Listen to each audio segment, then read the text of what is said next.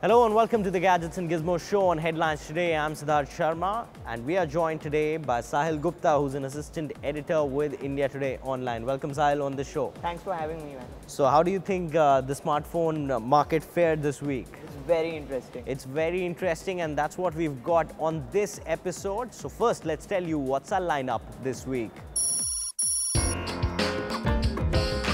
Chinese innovation on the show. We get you the review of the Xiaomi Mi3. We also get you what the Koreans are up to. And also a tribute to one of the pioneers in the mobile world. Alright, that's our lineup on the show and we'll have to wait for the Xiaomi Mi3. I know you want to know more about it, but there's one more company that's come to India. And this one is called Obi. It's named after a star and it's got its new smartphone in town. This one is the Obi Octopus S520.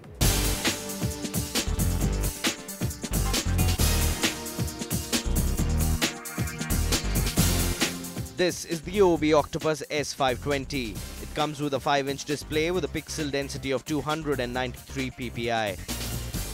Runs on Android 4.4.2 KitKat operating system and at its heart beats a 1.7 GHz octa-core MediaTek MT6592 processor with 1 GB of RAM. The camera on the Obi Octopus is 8 megapixel with LED flash. There is also a 2 megapixel front-facing camera. This is a dual SIM smartphone with an internal storage of 8 GB, expandable up to 32 GB. Obi Octopus S520 houses a lithium-ion removable battery with a capacity of 1800 mAh. And Sahil and me both use this smartphone. So first impressions, what were the first impressions that you had when you had the smartphone? You know, for a first phone from an Indian company, it's not too bad. Like, I decently relatively like the design, but it's really, if you can see, it's in some way inspired by the iPhone. Well, iPhone it's inspired by because it's got a name attached to it known as John Scully, who's an ex-Apple CEO, and that's why you see those familiar design lines on the Obi Octopus S520 over there. But overall, the design has been very comfortable to hold. It's lightweight as well. But the shoddy build quality, they could have just engraved their logo on the smartphone. You and me both saw that. We'll just put up a picture for you guys on the show that the logo on the phone just came off. It's been stuck by a quick fix. Overall, when we talk about the display on this smartphone, it has a 720p display on it, which is about okay. It's not one of the best displays that you will find on a smartphone. But here's the thing. When it comes to performance, this one has the same octa-core processor that everyone has been running. What's the deal with this? So MediaTek has been making this octa-core CPU, and in fact, these guys have underclocked the CPU to improve the battery life of it. So it's a Cortex-A7 chipset with 8 cores. It's a mid-range chipset. Like octa-core is basically a marketing buzzword. It's not exactly a really high-performance chipset. And we've seen this in the past that many of the quad-core smartphones perform better than this octa-core chip. So that is not much of a USP. It looks tempting, but again, in this case, you have lesser RAM. This one only has 1 GB of RAM. And plus, you have got some really formidable competition coming. And when they underclocked the CPU, what they did was, in a way, improve the battery life. And why they had to do that was because it houses just an 1800 mAh battery. And how much did that last with you, sir? Around 8 to 10 hours, which is average or slightly above average, but considering it's only an 1800 mAh battery and it has an octa-core chipset, not too bad. We can never get enough of battery on our smartphones, can we? Now, when we talk about the camera on this smartphone, it houses an 8 megapixel rear camera, which is grainy. The pictures don't come out that great, and of course, low light imaging is just a no-no. If you go out clubbing, this is not the camera to click pictures, isn't it? And we've tried that and it didn't work out that well. Up front, it has a 2 megapixel camera for selfies. Overall, the smartphone is just about okay. It offers everything similar that all the octa-core smartphones right now are offering. But here is this unique selling point on the Obi Octopus S520. For a processor that is not that great, considering it's an octa-core smartphone, it just comes at a price tag of 11,900 rupees. And don't you think that's just about the right price to pay for an octa-core smartphone? So the price, I feel it's a little expensive. No, but if you are an octa-core junkie, don't you think this is the right price to pay for it instead of a 20,000 rupee Micromax Canvas Night? Yeah, if you are hell-bent on an octa-core chipset, then this is probably the cheapest one out there. So if you are an octa-core junkie and if you want to go for that octa-core smartphone, maybe this is the one to go for because it is priced just right by Obi over there.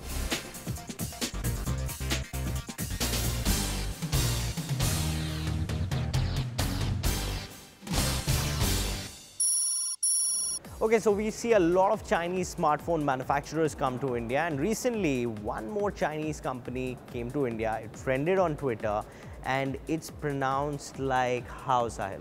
Xiaomi. It's pronounced as Xiaomi, written with an X. They are totally trying to teach us Mandarin. So first, before we tell you all about that smartphone, let's tell you what the specs are like.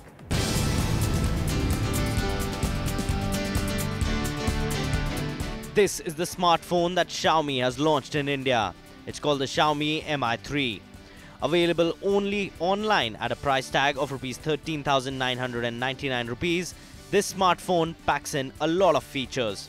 Up front, it has a 5-inch Full HD 1080p IPS display, enabling super crisp details and incredible viewing angles. Mi3 is powered by a 2.3 GHz Qualcomm Snapdragon 800 AB processor. The primary camera is a 13-megapixel one with dual LED flash and industry-leading HDR functionality for amazing photos. Xiaomi Mi3 supports high-speed HSPA+ 3G connectivity up to 42 Mbps. And to top it all, it has a 3050 mAh internal battery. With all this packed in, this makes it a lucrative smartphone with just a slight hitch. It's Chinese. So Sahil, you've reviewed this smartphone. You've been using it for about 2 weeks, even before it launched. So what was your overall impression, especially in terms of the design? Let's start with the design first. So interestingly, this is not the first Xiaomi phone I've seen. I used to use a Mi3. So the design is quite similar to the Nokia Lumia 800, the N9, but it has got these beveled curves on the side, but it's flat on the back, so it's not exactly comfortable to hold. Otherwise, build quality-wise, it's quite superlative because it's got an aluminium and magnesium frame inside, even though it's covered by plastic on the outside. It's a really premium phone. So, you know, the Xiaomi Mi 3 was also trending a lot on Twitter and people were going gaga about its screen, about its camera. So tell us a little bit about its display as well.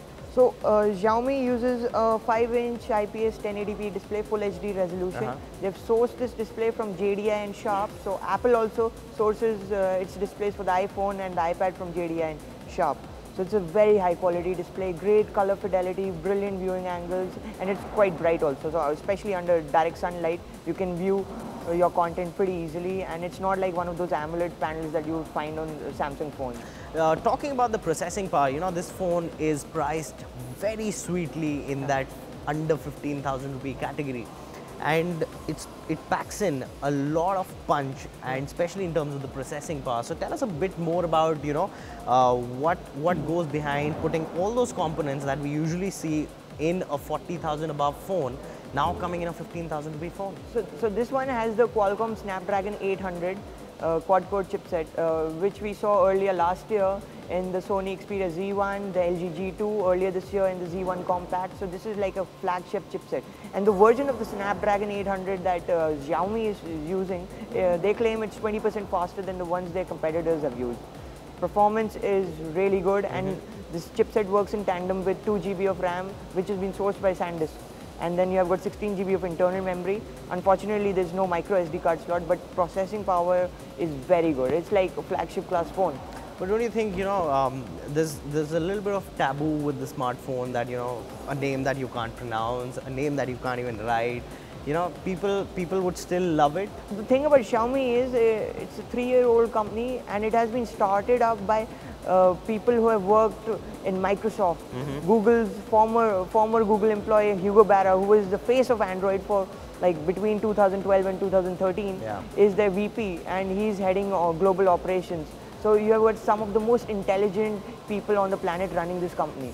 Now this one, interestingly, also has a more than 3000, I think a 30-50 milliampere battery on it, which has given very good performance. I've been reading about it. So tell us a little bit more about that. Do you think it lasts more than what normal smartphones usually do? You see, like in my testing, I could easily get through a day. Sometimes with light usage, I would get a day and a half. In terms of battery life, it's pretty brilliant, especially for its price. You come back to the price all the time with this phone. It's a game changer that way. It does not have a software-enabled power saver mode. There are certain functions like you can improve the performance and you can have a balance mode or you can have a low power mode, but it does not have a battery saver mode like Samsung Galaxy S5 or a Xperia Z2, but the battery life is generally pretty good. Now, one interesting thing about the Xiaomi Mi 3 is that if you are using a smartphone, a modern day smartphone, which usually has a micro SIM card or a nano SIM card, this one actually has a regular SIM slot in it. So if you're going to buy that, make sure you go to your operator and get that SIM changed. Isn't that true? Yeah.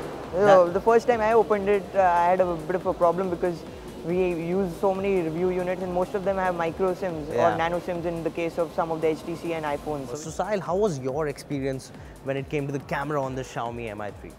Under 20,000, this is the best camera you can find. And in fact, this camera will compete with phones that cost above 30,000. In fact, even the Google Nexus 5, this just blows it away.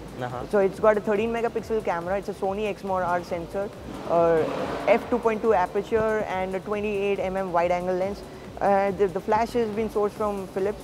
Overall, it's a very good camera. The camera interface is also quite interesting because MIUI, they have a custom camera app which has a simple mode which works pretty similar to the one we see on the iPhone, but it also allows for a lot of granular control.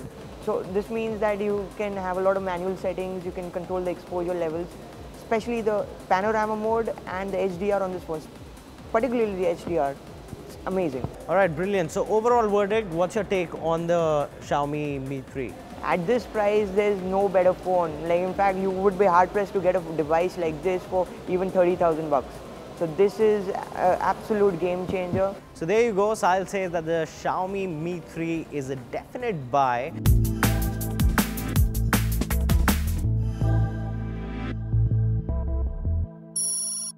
Now moving on from all the Chinese smartphone action, LG also recently came out with its new flagship smartphone. You've had a hands-on on that one, I've had a hands-on with that one, and we kind of like the smartphone. Yes, we're talking about the all-new LG G3, and up next, let's tell you all about this smartphone.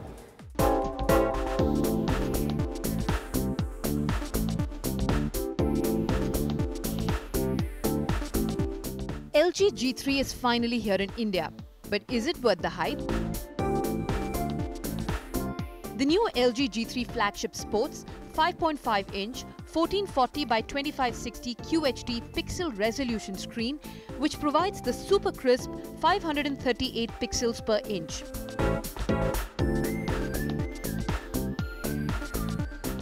Dimensions are pretty compact for the screen size, resulting in excellent 76.4% screen to body size ratio.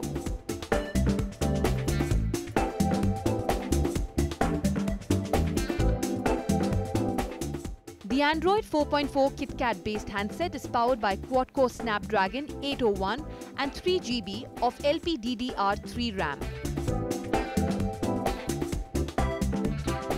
It features 32 GB of internal storage and a micro SD slot.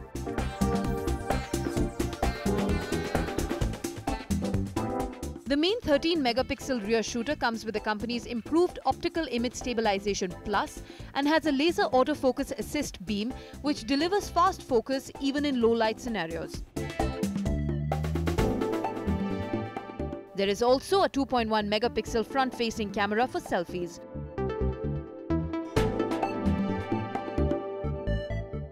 LG G3 is priced in India for 47,990 rupees.